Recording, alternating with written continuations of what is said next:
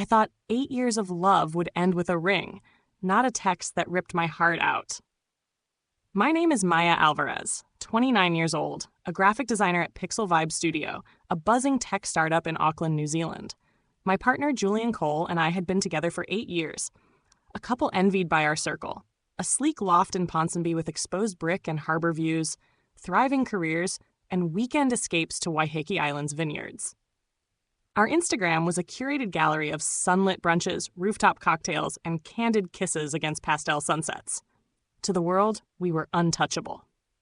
But beneath the glossy veneer, our bond had been fraying for months. Late-night silences, half-hearted apologies, a growing distance I chalked up to stress. I refused to see the truth, clinging to the myth of our perfection.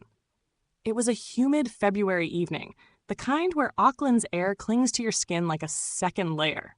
Julian was out claiming a client dinner at some waterfront bar in Wynyard Quarter. I was alone in our loft, sketching a logo for a new client, the hum of cicadas filtering through the open balcony. His phone, left carelessly on the kitchen counter, buzzed, a sharp, intrusive sound that sliced through my focus. I wasn't one to snoop. Trust was the scaffolding of our relationship, built on years of shared dreams and whispered promises. But a primal instinct, jagged and undeniable, coiled in my gut. I crossed the room, each step heavier than the last, and glanced at the screen. The notification was a dagger. Table for two confirmed at the Sugar Club, Saturday, 8 p.m. Sky Tower view? She'll adore it. My breath caught, the room tilting. The Sugar Club, perched atop Auckland's Sky Tower, was the city's pinnacle of romance, a place we'd fantasized about for our 5th anniversary. We'd scrapped those plans when Julian claimed a last-minute work emergency in Christchurch. I'd never set foot there, yet he was orchestrating a candlelit evening for someone else. My hands trembled as I picked up the phone, the glass cold against my palm. The passcode was our first date's digits, 0214, February 14th. A Valentine's night of cheap wine and stargazing on Pia Beach. Those 4 numbers once felt like a vow, unbreakable. Now, they unlocked a betrayal that shattered my world.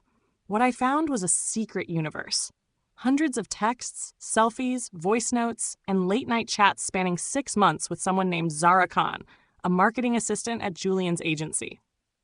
Their messages were achingly intimate, weaving a tapestry of stolen moments. Her morning flat white at a Parnell cafe, the sapphire earrings she wore to a client gala, his playful tease about her perfume lingering on his jacket. There were photos from a weekend conference in Wellington. Zara laughing in a sun-drenched park, her head on Julian's shoulder. Julian grinning, eyes alight in a way I hadn't seen since our early days. One image burned into my mind. Zara curled in his arms on a hotel balcony, the city's lights blurring behind them. His smile, so unguarded it felt like a stranger's. This wasn't the man who'd held my hand through a startup crash 3 years ago, promising we'd build a life together. The air vanished from the room, replaced by a piercing hum, like a tuning fork struck against my skull.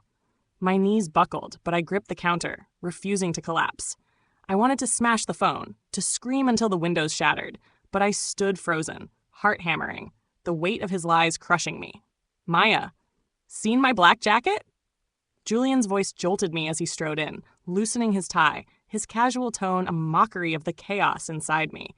He hadn't noticed the phone in my hand, hadn't seen the storm brewing in my eyes.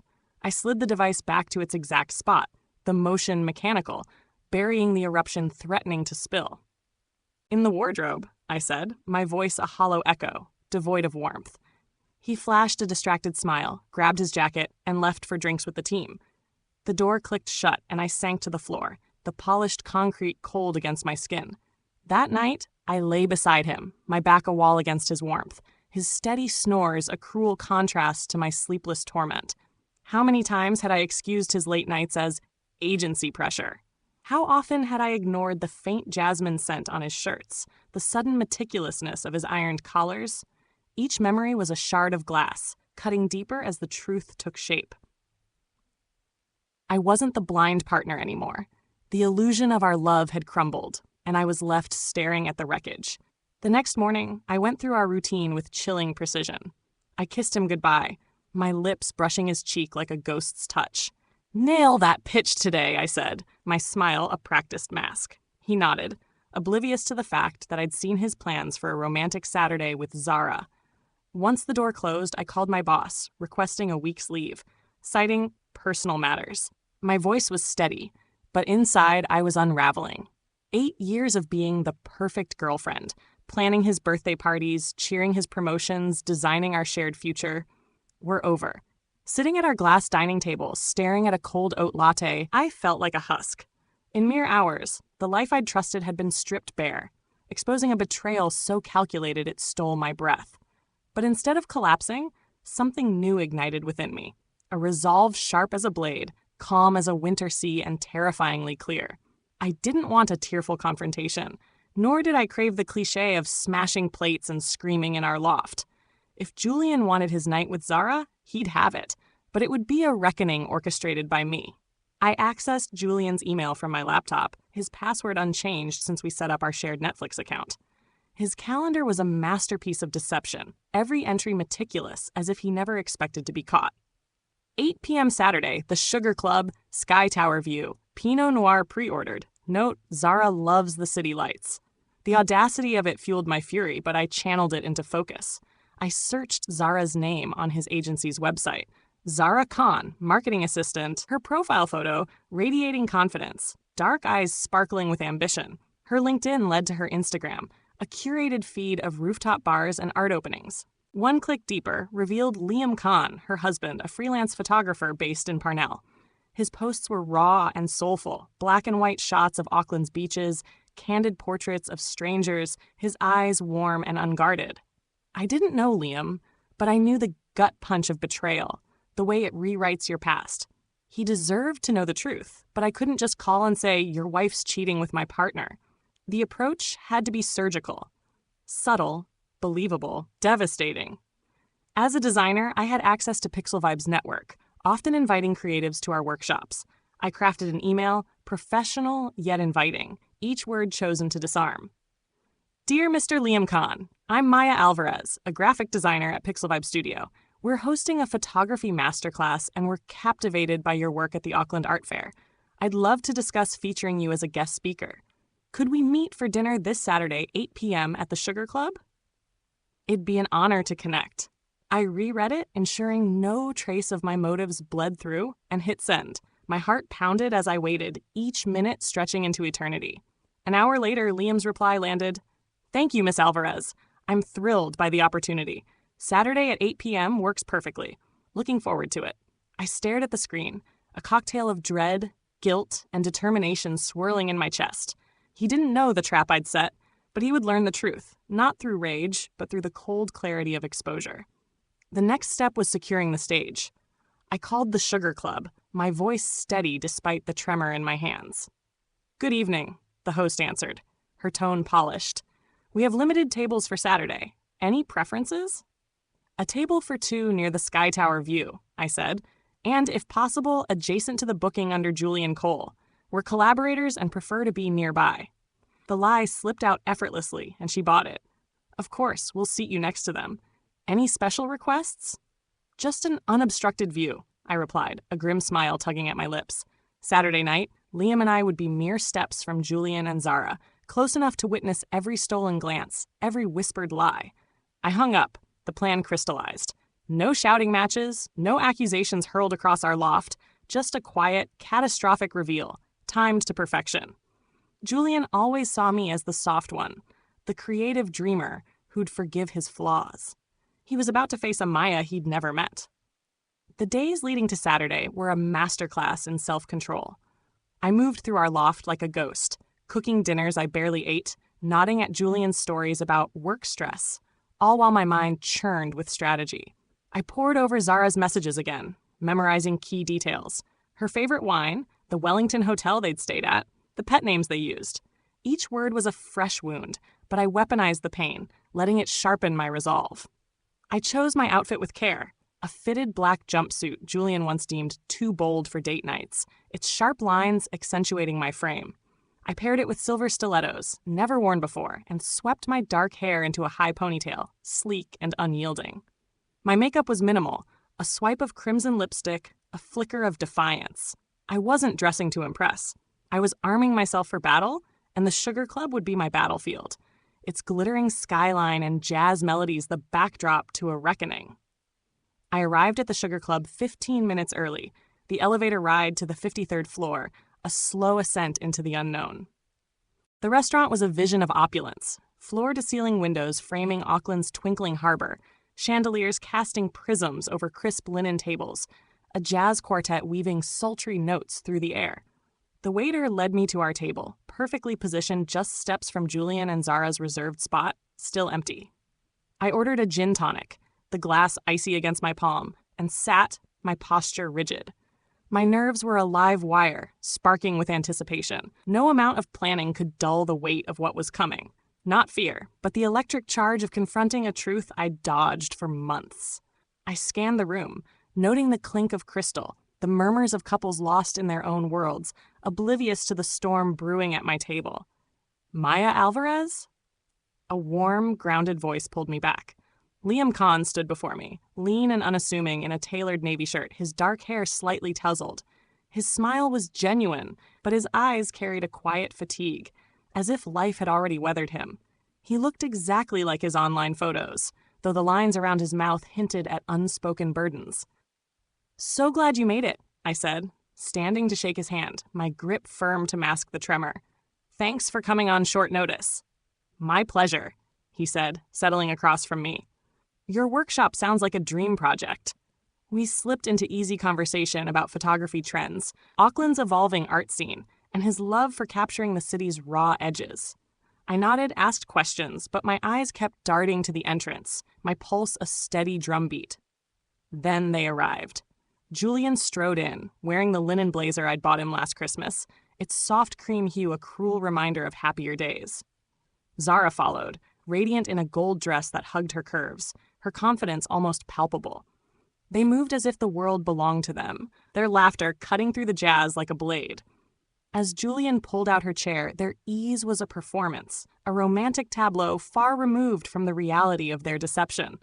My fingers tightened around my glass, the ice clinking faintly, but I kept my voice steady, asking Liam about his latest exhibit. Julian poured Zara wine, his fingers brushing hers in a gesture so intimate it twisted my stomach. She leaned in, her necklace, a delicate chain with a star-shaped pendant, catching the chandelier's glow. I forced myself to breathe, to focus on Liam's words, but the sight of them was a slow poison. As I reached for my napkin, my eyes locked with Julian's. The world stopped, his face drained of color, his wine glass wobbling in his hand, saved only by a waiter's quick reflexes. Zara followed his gaze, her smile collapsing into a mask of panic. The air crackled with tension, the restaurant's hum fading to a distant roar. I turned to Liam, my voice soft but deliberate. "Excuse me, I need the restroom." Each step was calculated, my heels clicking on the polished floor like a metronome. I didn't want a soap opera slap or a public meltdown. I wanted the truth laid bare, cold and undeniable. Near the restroom, Zara intercepted me, her eyes wide, her breath uneven. "You're Maya, aren't you?" Her voice was a fragile whisper, barely audible over the jazz. I nodded, my gaze unflinching. "And you're the one whispering 'darling' to my partner while your husband sits meters away." Her face blanched, lips trembling. "Please, not here. Not like this." "Why not?" I said, my tone icy, each word a scalpel. "Isn't this your perfect stage? Skyline, jazz, romance?" "Everything you schemed for," she stammered. "I didn't mean I never wanted." "Excuses?" I cut her off. "Liam deserves to know who you're really dining with, doesn't he?" I glanced toward our table, where Liam was scanning the room, concern creasing his brow. Julian appeared behind her, his face a ghastly white, sweat beading at his temples. "Maya, what the hell are you doing here?" His voice cracked, a mix of fear and defiance. I ignored him, my focus razor sharp. "Liam, could you join us?" I called, my voice carrying just enough to draw eyes. Liam approached, his steps hesitant, his photographer's gaze catching every detail, the tension in Zara's posture, the panic in Julian's eyes. "What's happening?" he asked, his tone wary. I held his gaze, steady as stone. "Liam, this is Julian, my partner of 8 years, and I believe you know Zara, your wife." The words landed like a thunderclap. The restaurant seemed to freeze, conversations halting as nearby diners sensed the drama.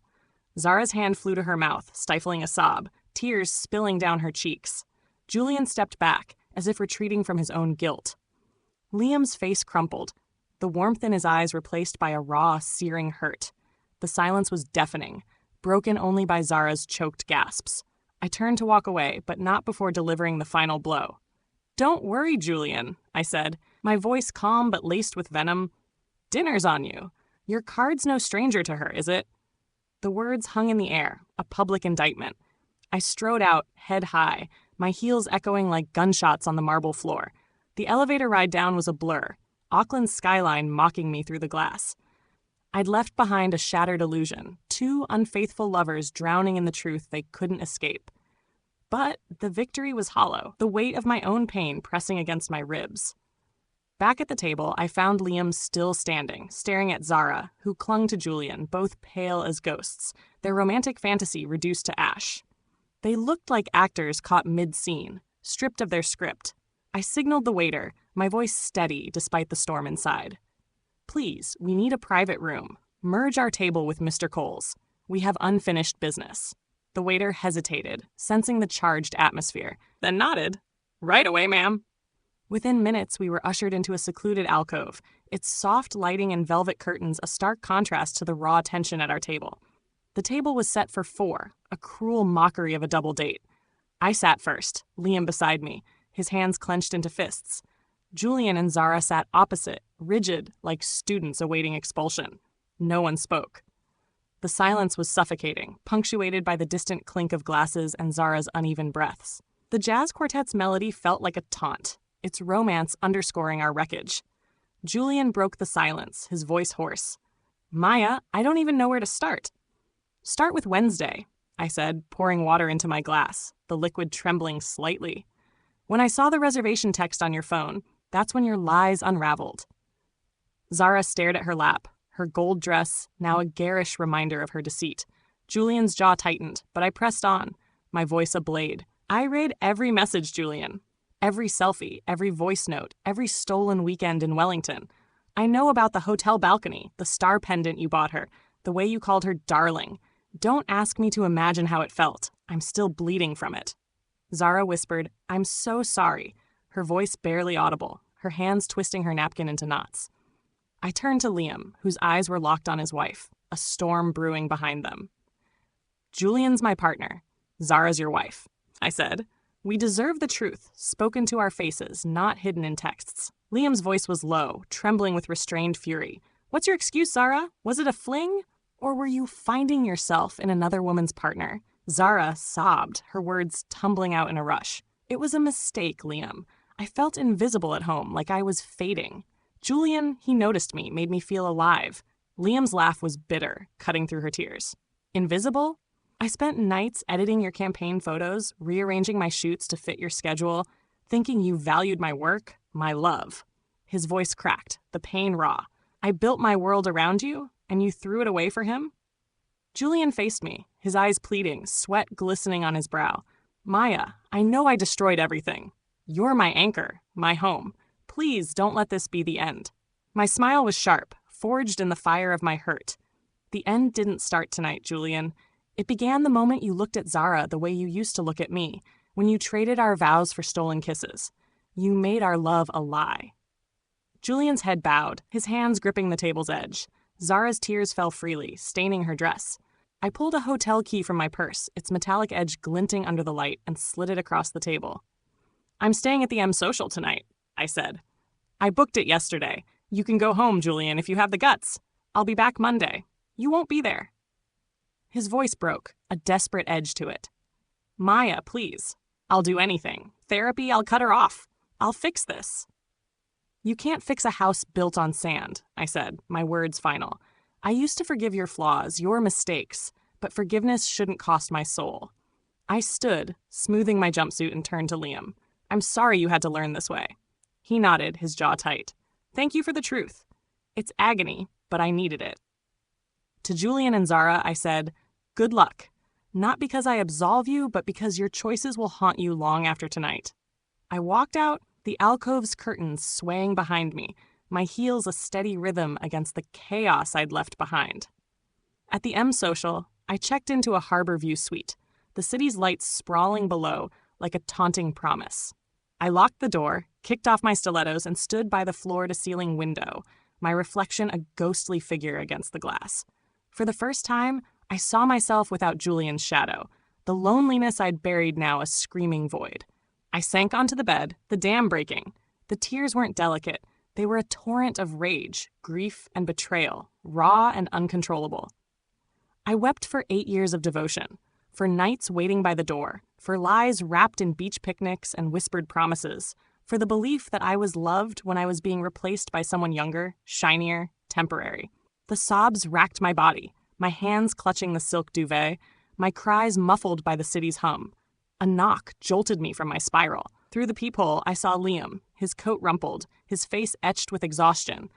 "I didn't know where else to go," he said, his voice barely above a whisper. I opened the door, and he stepped inside, his presence a quiet anchor. We sat in armchairs by the window, the harbor's lights flickering like distant stars. "How did you stay so composed?" he asked, his voice raw. "I wasn't," I admitted, my throat tight. "I waited for the moment the truth could cut deepest. Some lies need to be exposed, not buried." He nodded, his gaze distant. "Thank you for not letting me live in her lie." We talked, two strangers bound by a shared wound. He spoke of Zara's love for his art, how he'd thought she was his muse, her laughter the soundtrack to his dreams. I recalled Julian sketching our dream home on a napkin, promising a future we'd never build. We were both wrong, our trust betrayed by those we'd loved most. "I'm filing for divorce," I said, my voice hollow. Liam met my eyes, unsurprised. "I can't live with someone who lies so effortlessly." I nodded. "I'm done hating Julian, but I'll never let anyone chip away at my worth again." He said, "You're stronger than I thought." "No," I replied, "just the last one to see the truth." Liam took a room down the hall, leaving with a quiet, "If you need a friend, I'm here." I nodded, a weight lifting, as if I'd shed a decade of burdens. Sunday morning, I returned to our loft, the harbor fog cloaking the city in a ghostly veil.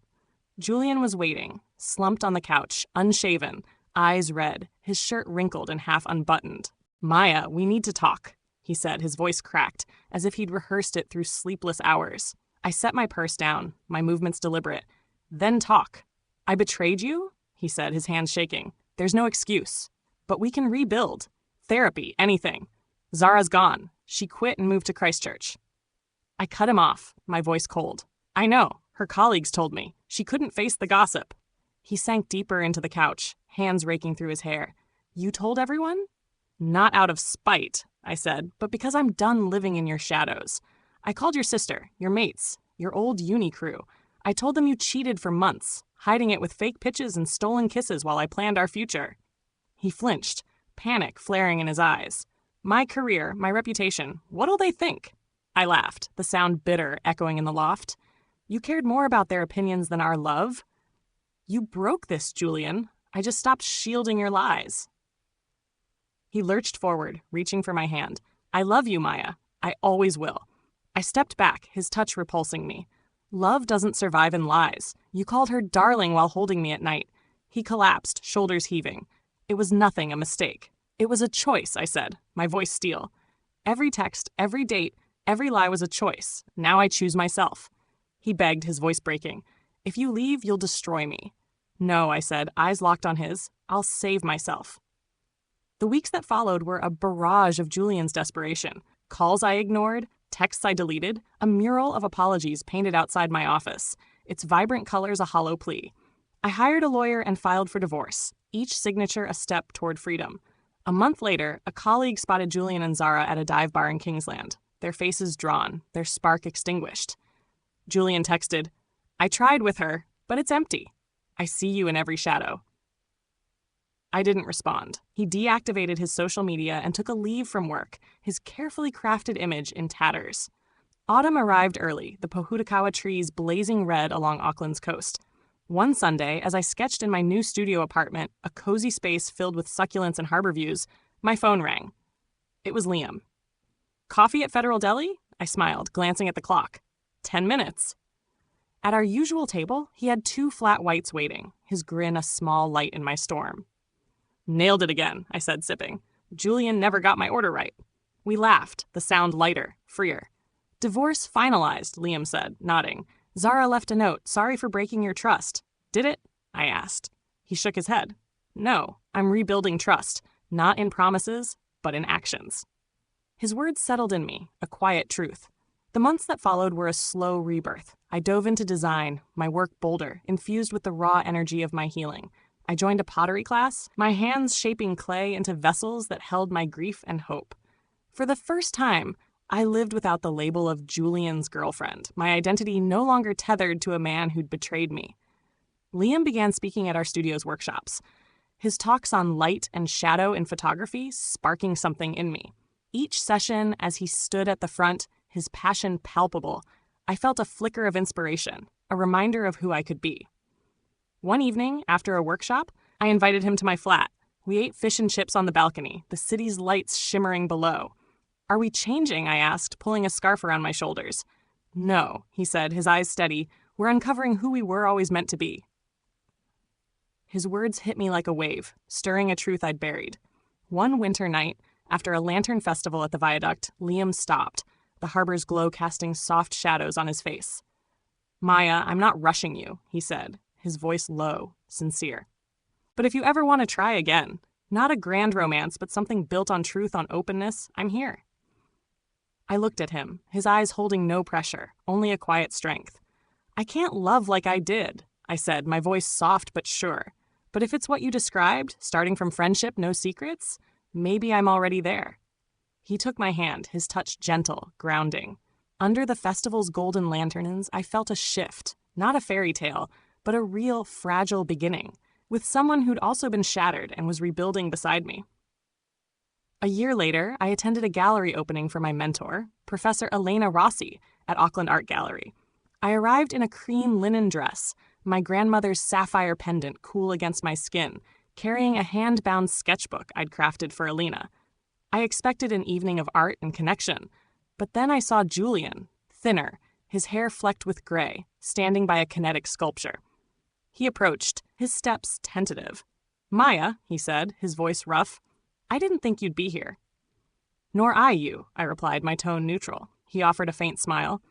Elena's the only one who hasn't cut me off. I nodded. She sees the good in everyone. He exhaled, his eyes searching mine. I owe you an apology, not for you, but for me. I lost everything. My career, my friends, my self-respect. Zara and I imploded. I destroyed us. I felt no anger, only a quiet distance. I hope you find peace, I said. And you? He asked. I'm thriving on my own terms with someone who values me. Liam entered, his gray jacket understated, his smile a beacon. Julian nodded, understanding. He's a good man. You deserve this. I touched my pendant, my heart steady. So do you, Julian. Start again, but don't wound anyone else. He stepped back, a gesture of release. That night, Liam and I laughed, mingled, and danced under the gallery's golden lights, our steps unhurried, our connection honest. As we left, I looked at the stars over Waitemata Harbor. I thought betrayal was the end, I said softly. Liam squeezed my hand. It was a detour to a truer path. We walked on, the past sealed, the present vibrant, play the future unfolding in each shared moment. I was no longer the woman who'd sacrificed everything for a faithless love. I was Maya, grounded, free, whole. Betrayal had fractured me, but it led to a life rooted in truth, where my worth was non-negotiable. The gallery opening was a catalyst, a moment that clarified the woman I'd become. In the weeks that followed, I sat in my studio, designing a mural for a community center, a soaring tui bird, its wings woven with kohai flowers, breaking free from a cage of thorns. As I painted, I reflected on the Maya who'd once equated love with surrender, who'd dimmed her light to keep Julian's burning.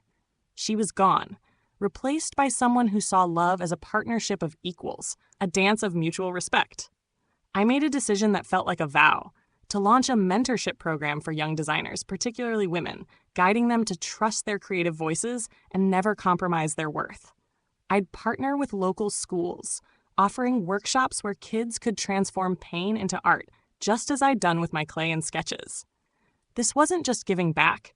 It was my commitment to live with purpose, to honor the self I'd fought to reclaim. The program's first session was scheduled for spring under the Purakawa trees at a community center in Mission Bay. As I prepared, I stood on my balcony, the harbor breeze carrying the scent of salt and possibility.